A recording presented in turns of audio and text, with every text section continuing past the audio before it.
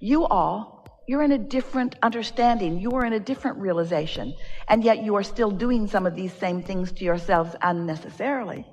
But you could be more sensitive to your emotion, and you could make the move more easily, or you can stubbornly hold to old ideas and you can argue for your limitations. You hear people in the hot seat all the time doing it, explaining why they're not in a better place. But as you leave this gathering just with one decision within you, that is, I'm going to discontinue my arguing for my limitations. And we want to tell you why you're arguing for your limitations. It's because you don't like where you are and you feel that it needs some explanation to somebody, because you don't like where you are and you feel like you need to explain something to somebody, because you don't like where you are and it feels like you need to explain something to somebody. But every moment you spend explaining or arguing for your limitations or explaining why you're not where you want to be, what's happening is you're still launching the rockets and launching the rockets and launching the rockets and launching the rockets and launching the rockets. And there's going to be some big event that's going to call you forward that you're not going to be ready to receive. It works in either case. You can launch the rocket and catch up with it, and launch the rocket and catch up with it, and launch the rocket and catch up with it. And you can have this steady, receptive mode life experience that is divine and delicious. And everyone who watches you living a life like that envies you. Or you can launch a rocket and not go, launch a rocket and not go, launch a rocket and not go, launch a rocket and not go, launch a rocket and not go, launch a rocket and not go. And eventually that desire is going to be strong enough, it's going to yank you over for a minute, but you're not going to be ready to hold it. And then you count yourself as unworthy or not smart or not being good at this. Are you following this a little bit? So this is why over time we've come to say to you, when you wake up in the morning, that's the easiest time for you to set these new patterns in motion, because your habit of thought has subsided. The momentum has subsided while you were sleeping, you see. You are too involved with the other physical humans in your world and not involved enough with your own inner being. You are too much trying to please others and what they think, and not enough trying to please yourself. You've been taught that selfishness is not a good thing, even though you couldn't, if you tried, no matter how hard or how long you tried, you could not cease your selfishness, because you cannot stop perceiving from the vantage point of self. You've got to embrace selfishness as a natural consequence of being focused in this physical self. You must accept the perspective of self as being valid and good, you see. So we've talked a lot for many years about how it's good to feel good. And still, it's hard for you to accept it because of the conditioning of what came before, of others who also wanted to feel good, but they needed you to do what they needed you to do in order for them to feel good. How dare they say to you, do not you dare please yourself, you must please me instead. Do not you dare be selfish, you must not be selfish. I am the only one that gets to be selfish, which means you need to do what I need you to do in order for me to feel good. And we say, you have to be able to see the bogusness of that, you see. And so, with anyone that you encounter, whether you see yourself as an official teacher in an official teaching mode, or whether you are a stranger meeting someone maybe for the first and last time, or whether you are co-creating with family members or dear friends who you spend a lot of time with, the thing that is of greatest benefit to them is also the thing that is greatest benefit to you. And that is that you feel good right here, right now, somehow, some way. That you just find something to be positive about, something to be appreciative of. And that's why you're asking for that sort of rampage, because you can feel the power that is in that. So let's start at the beginning of this. I'm a physical being, and I've come into this physical reality with great reason. It's good that I'm here. It's right that I'm here. I'm here for great reason. And I'm in the perfect environment of all this contrast. Even the contrast that I think I don't want to live is a good thing, because out of it comes new desire, which is always a good thing. I cannot stop moving forward no matter how hard I try. And so I'm moving forward, and the source within me is reveling in that expansion that I'm accomplishing. All of the people around me are having the same experience, and to different degrees, we are in the receptive mode at different times. But I don't have to figure out what anybody else is doing, because law of attraction is figuring it all out. All I have to do is feel as good as I can feel right here, right now. And the options are unlimited for me. I can get up and walk away from a conversation. I can engage fully in a conversation. I can go back to bed and take a nap. Can you? This week, can you go back to bed and take a nap? I can go back and take a nap. I can go put my feet in the water. I can go get in the swimming pool. I can go get something to eat. I can go ask someone for a massage. I can go play. I can be by myself. I can be with others. I am so free I can choose bondage. You have the ability here in this week to free yourself once and for all from all of the conditioning that has been offered, because here, this is a different environment in which to find your vibrational footing. Yes?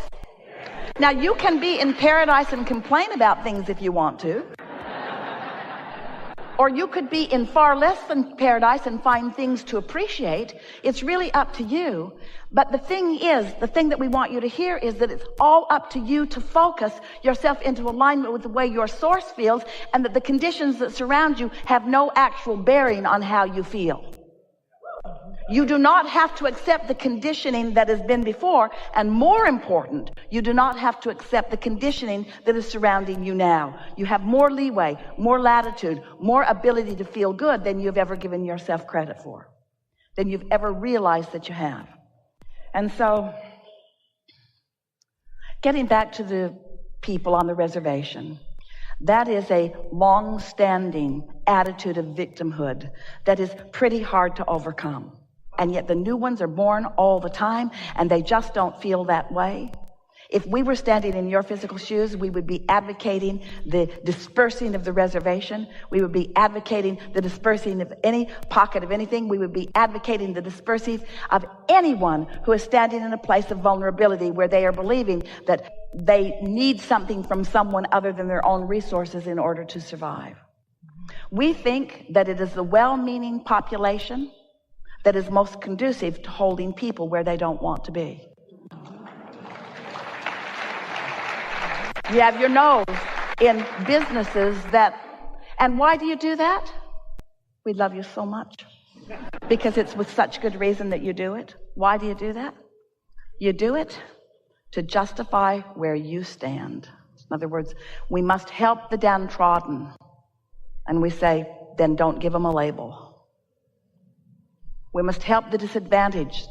Then don't see them as disadvantaged. You cannot help anyone. You are of no value to anyone that you do not see in their power and in their light and in their own ability.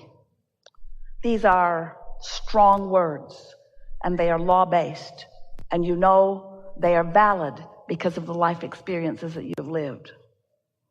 You cannot help someone out of poverty.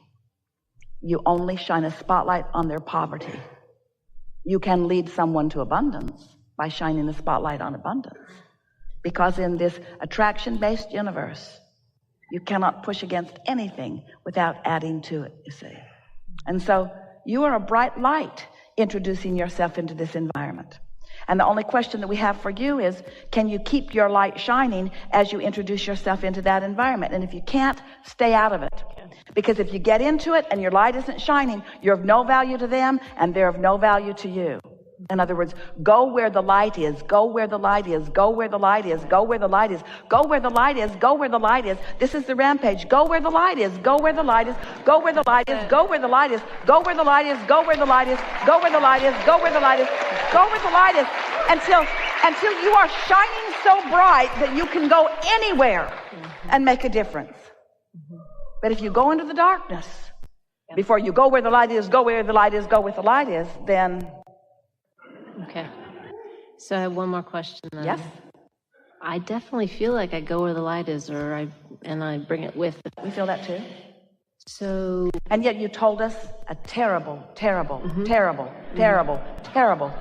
story. Yeah. And you took us all into the darkness. It's the for just a moment. Contrast every day. So that light, that light. And I actually sing this little light of mine oftentimes. And my question is, sometimes I don't know if I feel the light. I feel like I'm supposed to be there, and I don't understand how I bring this flow or awareness to the teachers I work with. We have a question for all of you, especially for you, but for all of you. So when you see yourself in the world, do you have a propensity to want to make the world a better place? Well, therein lies your problem.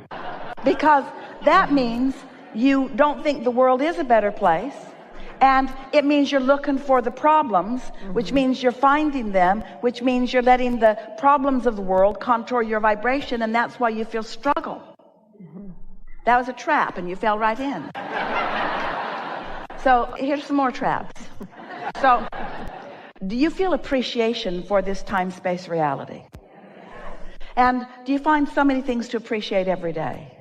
And does that mean that there is not contrast amongst the things that you appreciate? But do you think your appreciation is stronger? Under those conditions, the contrast can serve you. And so what you're wanting to do is to get a sense of whether you, within the contrast that you're focused upon, is launching more desire or whether it's wearing you down. So sometimes, we've heard it from some of you already, I'm not as happy as I once was. Well, that's backwards. Every day, you must be happier than you were before. This is a very big, flawed premise that so many humans carry around with them, is that as I move through time, I will be more diminished. As I move through time, I will be less vital and alive. As I move through time, I will have less of this and less of this and less of this. In other words, I'm going to peak out and then I'm going to start. Well, there's no reason ever to peak out and then begin sliding down, because you have access to source energy that is resourcing you, that is renewing you. So the only thing that is ever causing decline within you, the only thing that is ever keeping you from continuing to move into more and more and more and more, is attention to things that hold you back from the very energy that you've asked for, you see. So the process can sometimes work a bit against you, as contrast causes you to ask for more, but you have practiced thoughts that don't let you go. And that's what we talk about all day, every day when we are together. Practice the thoughts that let you go. Practice the thoughts that open your valve. Practice the thoughts that open your circuit. Do the things. Be nicer to yourself more of the time. Give yourself more of a running start. Go to the light, go to the light, go to the light, which means go to the spa. Go to the ocean. Go to the food that tastes good. Go to the conversations that are uplifting. Go to the concerts. Go to the fun. Go to where it feels good. Go to the light. Go to the light. Go to the light. Go to the light. Go to the light. Go to the light until you are bright, you see. Don't try to fix the world. And so, what is this tendency to look all around the world and find a problem so that I can fix it because of something sort of nice? Esther used to carry a coat hanger with her years ago because she was really good at helping people get their keys out of their car that were locked in. She had a sort of magic touch. Her hanger was her friend. She knew just how to put it down in the windows. It's more difficult today. She doesn't do it anymore. Jerry stopped her. One day, 3 people in one day needed help. Law of attraction was just serving them up and serving them up and serving them up, serving them up. And one day Jerry said, I think we should leave that hanger home. Because whatever it is you're giving your attention to, Esther was in such an attitude of service that everywhere she went, Jerry couldn't find her, and she'd be pushing somebody in a wheelchair way over there, and then he's at the gate wondering where she is, and she's found a ticket on the floor, and she's gone to the airline, which was in the other terminal, to find out if she can find this passenger. And Jerry said, Esther, serve me for a little while. Just serve me. Just stick with me, because when you get into this attitude where people need you and you are the one that must save them from whatever their dysfunction is, then you spend all your time just chasing down dysfunction, and they don't benefit at all from it, you see. Go to the light, go to the light, go to the light, go to the light. People say, Abraham, you teach selfishness, and we say, yes, we do. Yes, we do. Because if you are not selfish enough to claim your receptive mode, then you do not have the resources to last that long. But if you are selfish enough to continue to go to the receptive mode, where you receive those resources,